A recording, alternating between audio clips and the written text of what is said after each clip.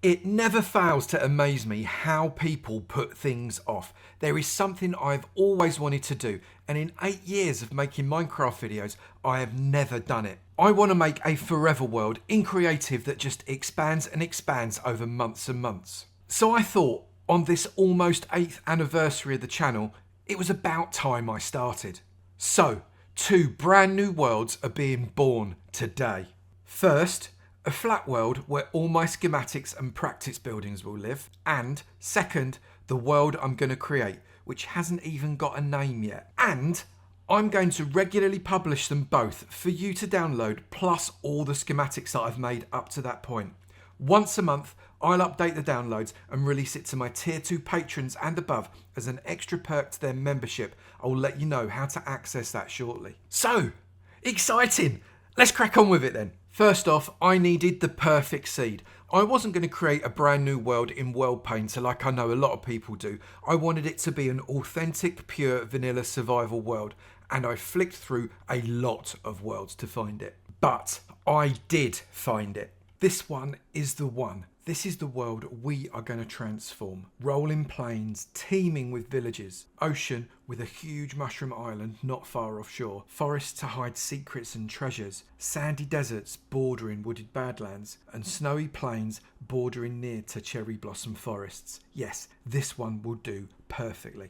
The spawn point is right on the edge of that lake, but I think I'm going to be building first off just on the other side of the water. Pretty soon I am going to do something quite special with this area, including the village on top of the hill. But right now, this village is my target, because this island is crying out for a transformation. So that's what we're going to do in this episode, but before I do anything, I need to jump over to the creative flat world and make a start on that one as well. I'm going to need to make myself some schematics. So in this world, I'm going to be creating buildings and trees and details and all that kind of thing that I'll be scattering throughout the world. And I'll create schematics from each and every one of them that you can then take out of the file that I'm going to be giving all of my patrons. And that will be updated once a month. If you're interested in becoming a patron and getting access to the updated file every single month, then the details are on avomance.com. And if you're not sure what to do with schematics, then there's an entire series on my channel about how to use WorldEdit, and you can access it through the link in the description below. Or if you'd rather just watch the videos and see me transform this world, then that is absolutely brilliant. Do leave me a comment and let me know how I am doing, and leave a like, it really helps out the channel. And maybe even consider subscribing so you don't miss the next one. Well, I suppose I'd better start building something, otherwise you lot are going to stop watching.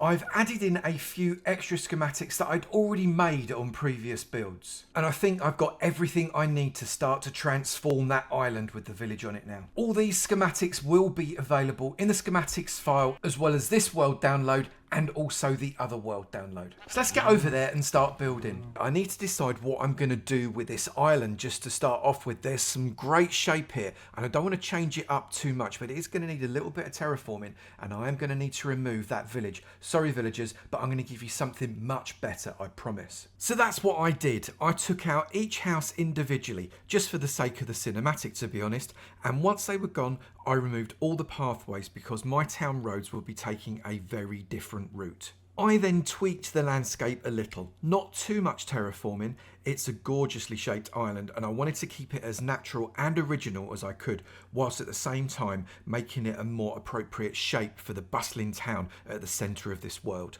Okay, so I may have terraformed just a little bit more than I thought I would. Before, after, before, after. But you know what? I think it's okay. I think we've now got a really good canvas to be able to build the town on. So I think it's probably about time to start.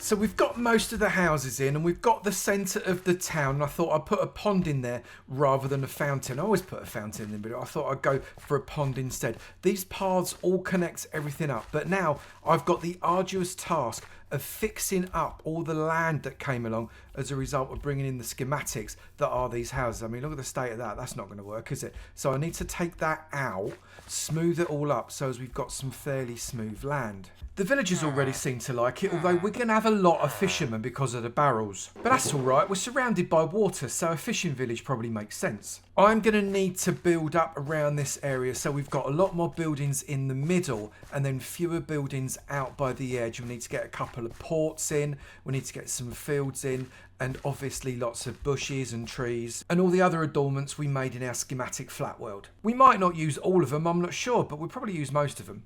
And I'm going to smooth most of this out manually. I might get a smoothing brush in towards the end, but the last thing I want to do is have these houses smoothed into the landscape. That would look absolutely ridiculous. So most of this is going to be by hand, so this might take a while.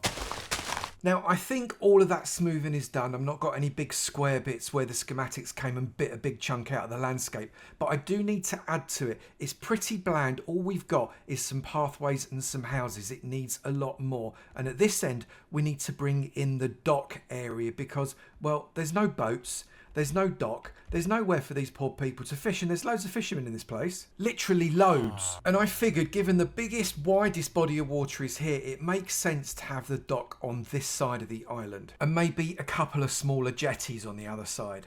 I'm going to use stone brick for the big dock. The jetties will all be made out of wood, and I'll put a decent amount of wood on this as well.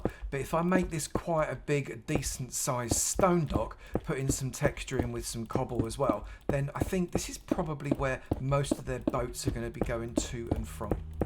So I built the curve of that dock using stone brick as my base material and then changed the shape until I was happy with it.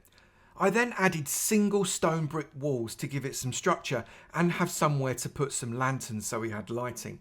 I then built out 3 jetties that larger boats could draw up alongside and load and unload their cargo from, and textured it up with stone and mossy stone variants. I wanted that dock on separate levels, so I created a separation between the fields and the stone area with walls and gates, then created an upper walled platform area with steps down to the water level platform, and then textured it up in a similar way with stone, andesite and cobble. I then needed to add some life to this dock area, so I brought in carts, barrel piles, wood supplies and other cargo-like details to give the impression of a busy working area. I then added in some wood supports to the dock and its jetties to add to that grey colour palette before extending the wall of the dock down well below the water level. Boats and ships will come later. I need to start to populate this town, beginning with its centre. This is the marketplace, so I put several market stalls of different shapes and colours surrounding that central pond. And then, just like on the dock, I added barrels, chests, oars and other details to add a story to the area and the impression of a busy trading site.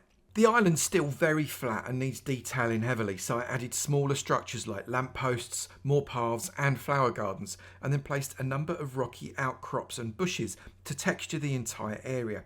This will be a huge job and would likely take some time, but this level of detail makes all the difference to the end result.